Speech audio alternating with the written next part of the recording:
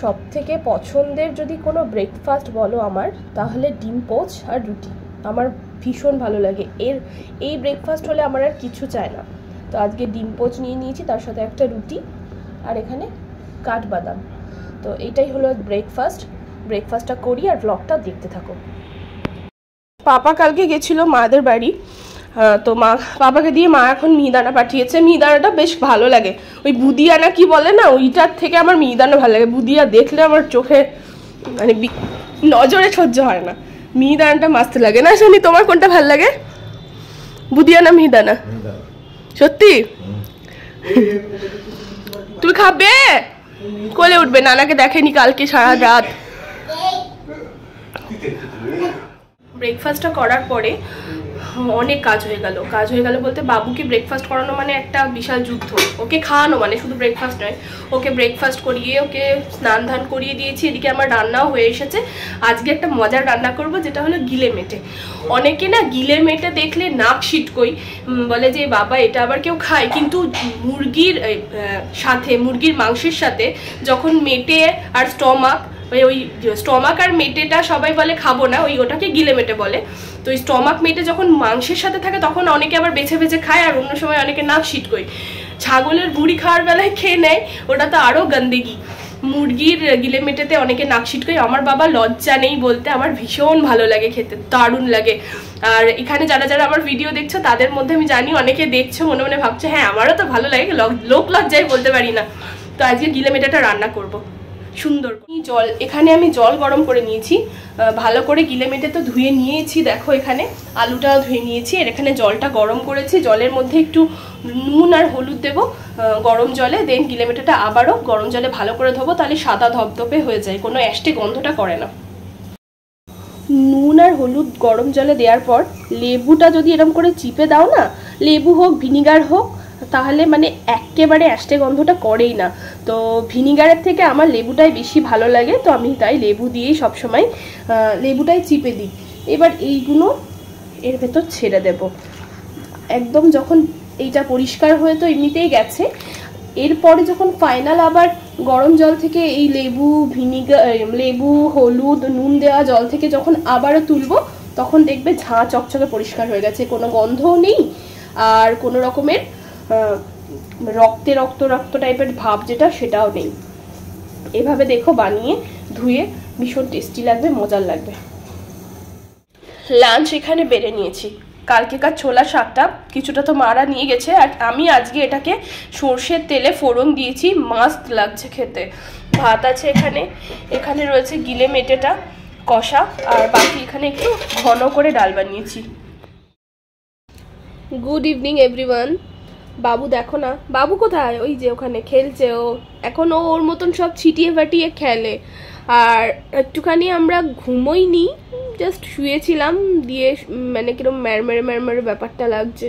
উঠে একটু বসে আছি, চোখে মুখে জল দেবো। তোমাদের দাদাভাই তো গেলে,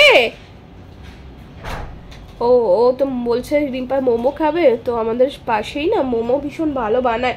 এ বাবু চলে আয়, বাবু এদিকে আয়। হ্যাঁ দেখো, তাই করো তাহলে। বাবুকে নিয়ে এসো তো একটু, ওকে একটু নিয়ে এসো। তোমাদের দাদাভাই বলছে রিম্পা মোমো খাবে, বললাম দেখো আনো। তো আনতে গেল, ততক্ষণ একটু ফ্রেশ হয়ে নি, মানে মুখে চোখে জল দিই। কি নিয়ে এসেছে গো? এখানে পাউরুটি রয়েছে, বাবুর জন্য লেইস পাউরুটি। ও দুধ এনেছো, ভালো করেছো। দুধওয়ালা আজকে দুধ দেয়নি, আমুল দুধও রয়েছে আর ভাগীরথী দুধও রয়েছে। আর এখানে আমাদের চুটুর পুটুর সন্ধ্যাবেলার এটা ডালি। এই যে এখানে নিয়ে নিয়েছি চিকেন বল, কেচাপ, চিকেন মোমো, তার সাথে চাটনি, আর সব থেকে যেটা ভালো লাগে স্যুপ, মোমোর স্যুপ।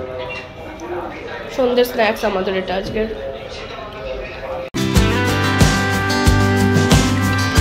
সকালটা এখন বড্ড তাড়াহুড়োর মধ্যে শুরু হয়।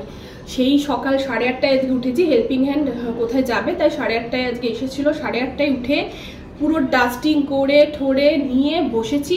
উনি কাজ কাম করে চলে গেল, তারপরে আমি বাবুর ব্রেকফাস্ট করে বাবুকে খাওয়ালাম, এখন আমরা ব্রেকফাস্ট করব, চাও খেয়ে নিয়েছি, তারপরে ব্যাক টু ব্যাক চলতে থাকবে। আর কালকে তো ভিডিও এন্ড করিনি, তো আজকে থেকে আবার ভিডিওটা দেখো। আর এখানে নিয়ে নিয়েছি এই যে পাউরুটি আর ঘুগনি, হেল্পিং হ্যান্ড ঘুগনিটা বানিয়ে দিয়ে গেছে, পাউরুটিটা একটু হালকা সেঁকে নিয়েছি।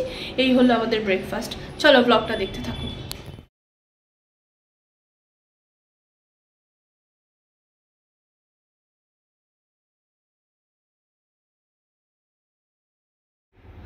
আজকে এই প্রথম হচ্ছে কি বাবুকে নিয়ে আমি একা মানে বাড়িতে, মানে এর আগেও থেকেছি কিন্তু 1 ঘন্টা এরকম। তো আজকে ওকে একা স্নান ধান, মানে এর আগেও 1-2বার স্নান করিয়েছি, একা না করানো নয়। ওকে অয়েল ম্যাসাজ করলাম, স্নান করালাম, স্নান করানোর পর বডি লোশন মাখালাম, তারপরে ওর খিচুড়িটা চড়ালাম, রান্নাঘরে ওকে বসালাম, যেমনটা তোমরা দেখলে আসন পেতে দিয়েছি, আসনে ফোন চালিয়ে দিয়ে আমি বললাম তুই একটু ফোন দেখ, আমি তোর খিচুড়িটা চড়াই আর ডিম সেদ্ধটা বসাই। আর তোমাদের দাদাভাই অফিস গেছে, পাপা তো মাদের কাছে গেছে, হেল্পিং হ্যান্ড তো কাজ করে চলে গেছেই। তো এবার তোমাদের দাদাভাই বলছে রিম্পা আজকে রান্না করো না। সব সময় দেখছো মানে ঘুরছে, পড়ে যাবে না বলো। তো তোমাদের দাদাভাই বলছে রিম্পা আজকে রান্না করো না, খাবার অর্ডার করবো। আমি বললাম তুমি একটু থাকতে থাকতে আমি রান্নাটা করে নিই। বলছে না থাক, আজকে তোমাকে রান্না করতে হবে না, অত কষ্ট করতে হবে না। সেই 8:30টায় উঠেছি আজকে, এত সকালে ঘুম থেকে উঠি না, 10টায় ঘুম থেকে উঠি, এখন হেল্পিং হ্যান্ডের জন্য 9টায় উঠছি।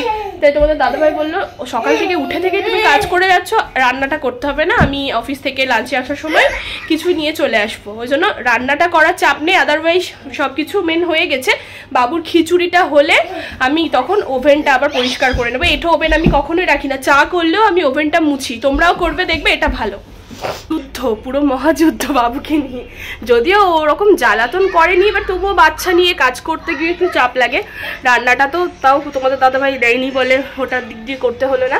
ওকে লাঞ্চ করিয়ে দিয়েছি, এবার ও ঘুমোবে। আর তোমাদের দাদাভাই চলে এসেছে লাঞ্চ নিয়ে, দুজন আমরা এখন লাঞ্চ করব। তার মাঝে আমি তোমাদের দাদাভাই আসার পরে স্নান করলাম, কিছু হচ্ছে কি রেগুলার পরার জামা কাপড় রাখা ছিল, তো ওটাও ধুয়ে দিয়েছি আমি ডেটল জল দিয়ে। ডেটল দিয়ে ধুলাম এই কারণে, মানে বাবুর যেটা তোমার ধরো হয় না রাতে, এখন শীতের সময় ডাইপার দিয়ে যদি ভিজে ঠিজে যাচ্ছে প্যান্ট বা কিছু একটা, সেগুলো আমি মানে ওরমভাবেই তাড়াতাড়ি করে ধুয়ে নিই। সবসময় সার্ফে ওটা দিই না এই কারণেই, কারণ রোজ রোজ সার্ফে দিতে দিতে না মানে সেরকম কেমনটা হয়ে যায়। তো ওই 1 ঘন্টা পরলো সেইটা আবার সার্ফে কাচবো, সেটা ভালো লাগে না। ওই 1 ঘন্টা পরারটা ডেটলেই ধুয়ে নিই। এসো, এই যে লাঞ্চ নিয়ে চলে এসেছে, ঘরে মেঝেতে বসে খাবো। এখানে বিরিয়ানি রয়েছে আর তার সাথে কই স্যালাড, এই যে স্যালাড, ওটা আমার, ওটা হচ্ছে কি তোমাদের দাদাভাইয়ের। আজকে না আমার একটা মানে বহু দিনের পছন্দের খাবার নিয়ে এসেছে তোমাদের দাদাভাই, এই যে চপ। এটা হলো ক্ষীর চপ, ভেতরে ক্ষীর ভরা, ক্ষীরের পুর দেওয়া, মিষ্টি, ভীষণ ভালো লাগে খেতে ক্ষীর চপ।